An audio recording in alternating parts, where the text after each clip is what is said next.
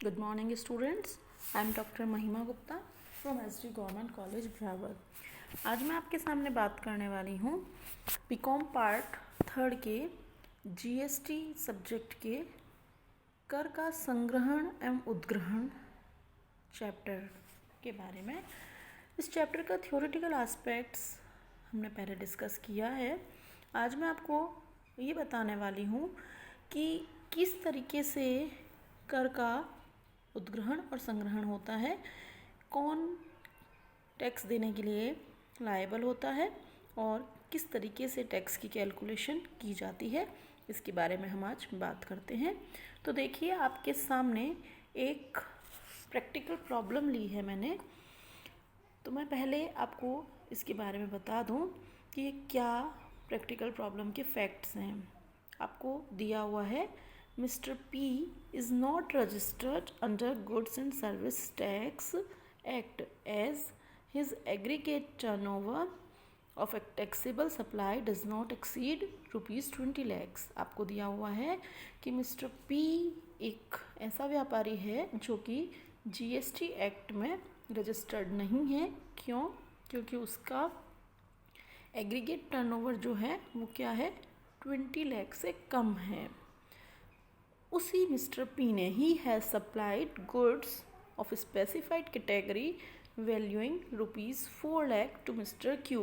ये mister P जो हैं, जो कि नॉट रजिस्टर्ड है, उन्होंने मिस्टर क्यू को 4 लाख की वैल्यू का माल आपूर्ति किया है।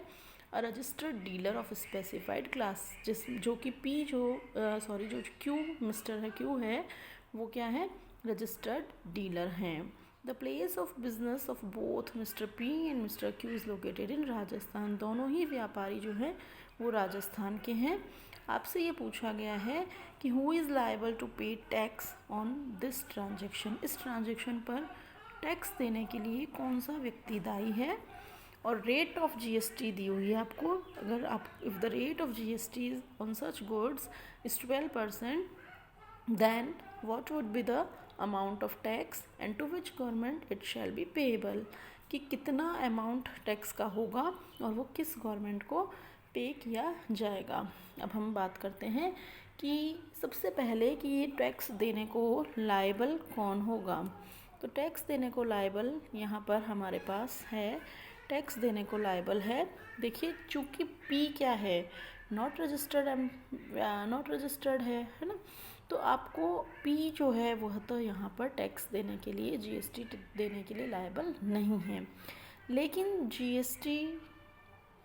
सीजीएसटी जो है उसकी, उस एक्ट की सेक्शन 9(4) के अकॉर्डिंग क्यू जिसने माल प्राप्त किया है वो विपरीत प्रभार तंत्र के आधार पर यहाँ पर कर चुकाने के लिए लायबल है।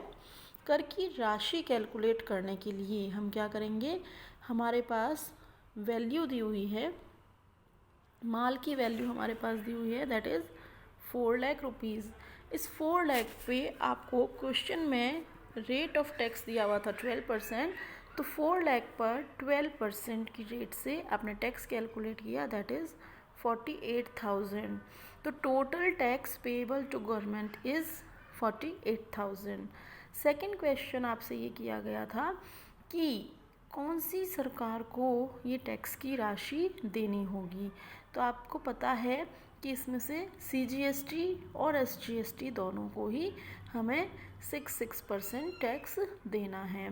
तो आपके पास tax payable to central government is 4 lakh का 6% means 24,000, and tax payable to state government means of Rajasthan state government is 4 lakh multiplied by 6%, that is also 24,000।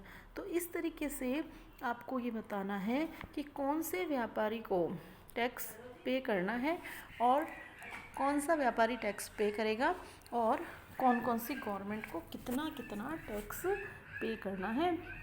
इस तरीके से आप जीएसटी में ये कैलकुलेशन करेंगे और किस तरीके से माल की आपूर्ति पर कर का उद्ग्रहण हुआ है, उद्ग्रहण किस तरीके से हुआ है, कौन से व्यापारी को माल की आपूर्ति पर कर देना है, और वो कौन सी गवर्नमेंट के द्वारा कितना पार्ट कलेक्ट किया जाएगा, ये सभी बातें आपको मैंने practical aspect and theoretical aspect दोनों ही बताया है। आई होप कि आपको ये सब कुछ बहुत ही इजी तरीके से, बहुत ही सिंपल तरीके से समझ में आ रहा होगा। नेक्स्ट वीडियो में हम इसी तरीके के और प्रैक्टिकल एस्पेक्ट्स के बारे में बात करेंगे। तब तक के लिए गुड बाय, थैंक यू।